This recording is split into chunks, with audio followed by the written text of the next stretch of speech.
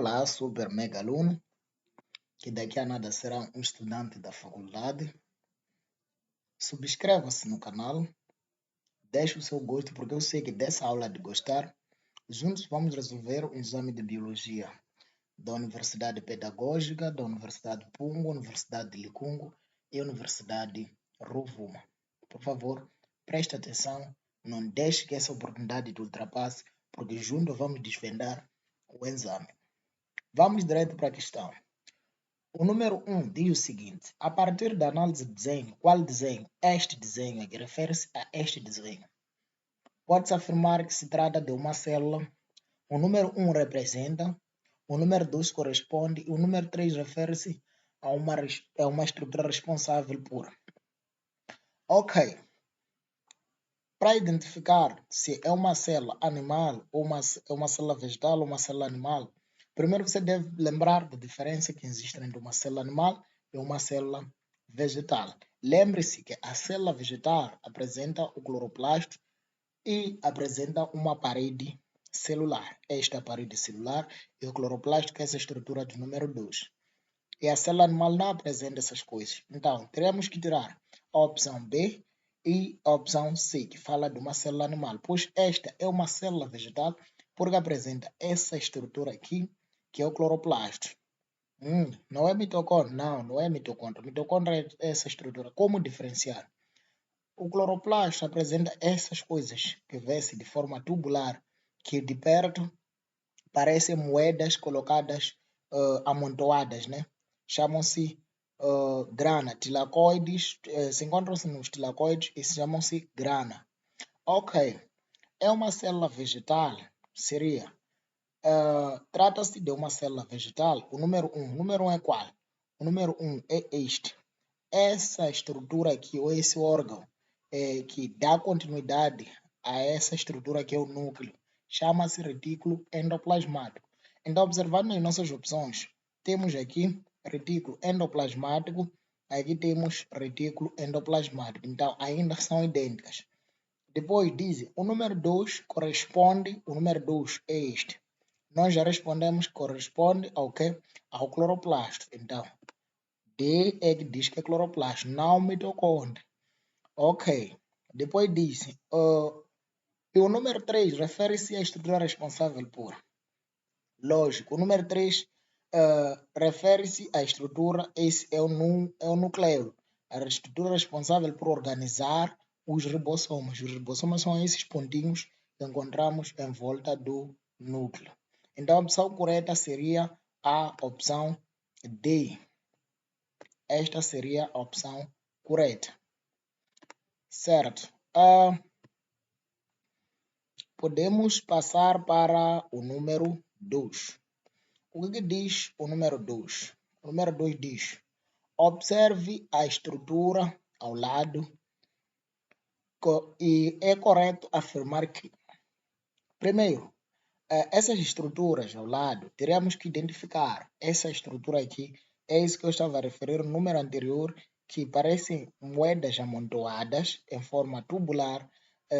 Essa estrutura aqui é o cloroplasto e essa estrutura aqui chama-se mitocôndria. E essa terceira estrutura é o complexo de Golgi. Então, já observadas as figuras identificadas, devemos saber qual seria a função de cada uma delas. Vamos para as nossas opções. Dizem, a estrutura do número 1 é responsável pela produção de carboidratos. Ok, qual seria a função do número 1? Os cloroplastos. Não, os cloroplastos estão nas plantas. A função dos cloroplastos é realizar a fotossíntese.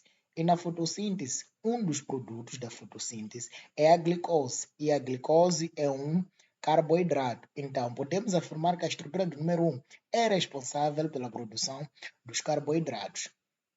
Essa está correta, sim. Vamos lá analisar, talvez podemos encontrar uma também que seja correta. O número 2, a linha B, a estrutura do número 1 é encontrada apenas nas células animais. Dissemos que o cloroplasto não é encontrado numa célula animal, então está errado. A estrutura do número 2 está presente em todas as células. Número 2, mitocôndria. Claro, a mitocôndria está em todas as células. e é local onde ocorre a fotossíntese. Não é verdade, na mitocôndria ocorre a respiração celular, então também essa está errada. D. A estrutura do número 3 é formada de núcleo. É mentira. O complexo de Golgi não é formado de núcleo, sim, mas é formado no citoplasma da célula. Tem a função de armazenar substâncias. Até essa parte pode estar certa, mas essa cá já faz com que esteja errada. Então, a correta seria mesmo a opção A. Vamos para o número 3. No que diz respeito à divisão celular, não é correto afirmar que, ok, lembrar da divisão celular, em que uma célula se divide e origina outras células. No caso da mitose, uma célula origina duas células idênticas a ela. Na meiose tem a meiose reducional e a meiose equacional, em que uma célula se divide e origina 4 células diferentes a ela. Ok, então, dizem, não é correto afirmar que, vamos para A. Por mitose, origina-se células com igual número de cromossomas da mãe. Está correta, nós estamos à procura de incorreto. Vamos para a opção B. Por meiose, origina-se células com metade do número da célula mãe. Claro, está correto. Estamos a falar de uma célula diploide que origina 4 células haploides. Vamos para a opção C. A meiose está ligada à reprodução sexuada. Essa também estaria correta, porque nós estamos a dizer que a meiose é responsável pela produção de gametas femininas e gameta masculino. Estamos a falar do espermatozoide e do ovo. Então, essa também está correta. Nós estamos à procura da incorreta. A opção D diz: a mitose garante a variabilidade genética. Isso é mentira. A meiose garante a variabilidade genética. Porque nós estamos a dizer que na mitose, uma célula divide-se em duas células idênticas a ela. Então, não há variabilidade genética. Ou seja, não há mudança da informação genética. As células serão idênticas. Então, essa é incorreta. Vamos para o número 4. 4 diz o seguinte: o diagrama ao lado ilustra. O diagrama ao lado, só por observar a imagem, podemos concluir logo que isso aqui é a profase, ou seja, essa fase, essa subfase chama-se profase. Por quê? Na profase ocorre o emparelhamento dos cromossomas, como estamos a ver. Esses aproximaram-se, estão juntos, emparelharam-se. Podemos afirmar que é a profase, mas ok, vamos para as opções. A profase da mitose, não é verdade. Essa é uma profase da meiose. Isso ocorre na meiose 1. Ok, B. A da mitose e formação de tétrados também não é a correta. Não é da mitose, já dissemos que é da meiose. A profase, atenção ao C e ao D. C e D. Aqui a diferença é no início do crossing over e fim do crossing over. E na verdade, sim, é a profase da meiose, mas não é o início do crossing over. Muita gente errou essa questão, até algumas correções que eu pude ver falharam, porque disseram que é o início do crossing over. Vamos ampliar para podermos ver melhor. Aqui a nossa figura, vamos para a nossa figura. Esta. Observe aqui, nessas partes, que já houve troca da informação genética, ou seja, houve permutação. Observe as colorações. Essa aqui vermelha já tem uma coloração, esta azul aqui, e tem aqui uma coloração azul. Já houve o que? A troca da informação genética, houve a troca do material genético entre os cromossomos. Então, não é o início do crossing over, não é. É o fim do crossing over. A profase da mitose, o fim do crossing over. A correta seria a D, certo? Vamos para o número 5. Dizem, na divisão mitótica, indique a fase caracterizada pelo crossing over ou permutação. É uma brincadeira. Já tínhamos dado a resposta número 4, dissemos que era a profase da meiose. É lógico, é a alternativa A. Profase da meiose 1 é onde ocorre o crossing over, ou seja, a permutação. Ok, vamos para o número 6. Com relação à respiração e à fermentação, podemos afirmar que a alternativa A, obtém-se a glicose por esses processos. Não é verdade. Na respiração, sim, obtém-se a glicose por respiração, mas não não pela fermentação. Ocorre a quebra da glicose na respiração, mas não na fermentação. Ok. Alternativa B. Dizem, na respiração anaeróbica ocorre a participação de oxigênio. Estamos a dizer que respiração anaeróbica é aquela em que não há participação de oxigênio. Então, como é que pode ocorrer a participação de oxigênio?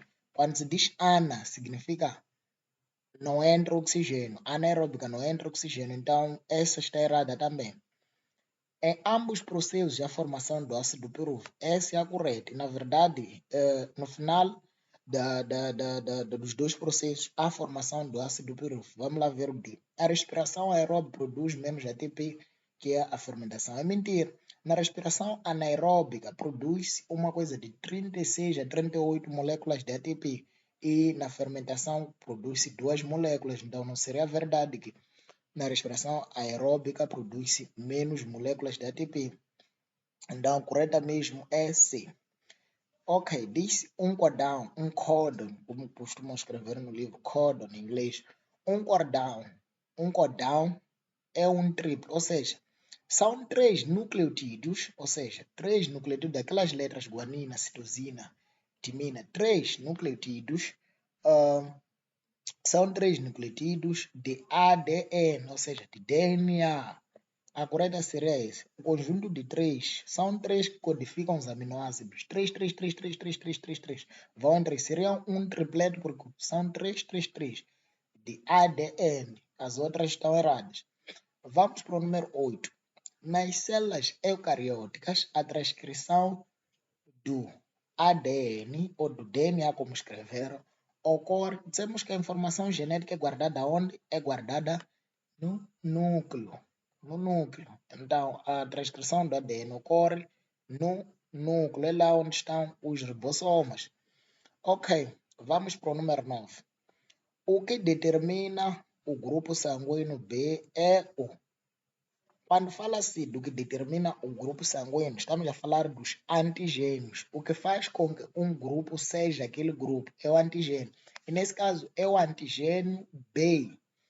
Porque a glutinina é o que dita que um determinado grupo não recebe sangue do grupo X. Estamos a falar de aglutinina B. A glutinina B significa que a glutinina anti-B significa que ele não recebe sangue do grupo B. A glutinina anti-A é esse que faz com que o grupo B não receba sangue do grupo A. Então, nesse caso, a correta é esta. É o antigênio. O grupo sanguíneo B é o antigênio e o seu genótipo é IBB. O genótipo, estamos a falar daquela informação genética que não é possível ver assim, como não se pode observar facilmente. Diferente do fenótipo, que já é a manifestação, né? Manifestação das características ambientais e o genótipo. O genótipo é a parte não visível que se encontra no organismo. Ok, vamos para o número 10. Dizem o daltonismo e o albinismo são características. O daltonismo e o albinismo são características. É só vermos que o albinismo, existem indivíduos albinos de todos os sexos. Então, esses não são restritos ao sexo e não são ligados ao sexo. Todos os indivíduos podem ter essa característica albina, ou seja, podem ter a deficiência da melanina. Podem ter a deficiência da melanina. Então, vamos eliminar essa que diz restrita ao sexo, ligada ao sexo. A correta seria esta. Seria a alternativa C, ligada. O daltonismo é ligado ao sexo, porque, na verdade, indivíduos daltônicos, a maioria são homens. O daltonismo é uma doença que afeta a maioria os homens. E a autossômica, o albinismo, porque não tem restrição do sexo e não está ligada ao sexo. Então, podemos parar por aqui. Vamos dar continuidade nos outros números.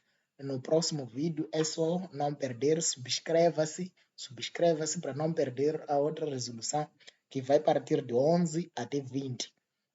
E assim em diante. Subscreva-se para não perder muitos conteúdos que nós temos no canal sejam conteúdos de matemática, de física, de química e de biologia. Obrigado, mega estudante. Espero que desta vez tenhas sorte e saia da escola secundária, entre na faculdade logo na hora.